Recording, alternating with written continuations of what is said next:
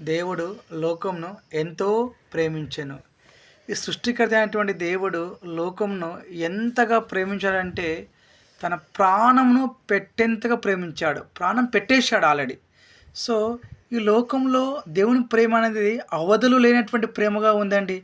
దేవుని ప్రేమ అగాపె ప్రేమగా ఉందండి. ఈ లోకంలో మన రిలేషన్స్ ఎంతవరకు ఉంటాయండి? కొంత పరిమితి ఉంటుందండి. పరిమితులు ఉంటాయి.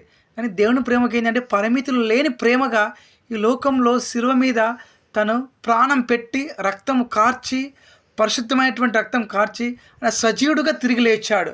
అందుని బట్టి దేవుని నామానికి మహిమ కలుగును గాక. ఎందుకంటే దేవుని ప్రేమ ఎంతో ప్రేమించాను అన్నప్పుడు ఏంటంటే మీనింగ్ ఏంటంటే ఈ లోకంలో యావత్తును సృష్టి యావత్తును దేవుడు ప్రేమిస్తూ ఉన్నాడు. అందరూ అంతటా మారుమనస్సు రక్షణ బాప్తిసం పొందాలి. అందరూ దేవుని రాజ్యంలో చేర్చబడాలనేది దేవుని చిత్తము. ఆమేన్.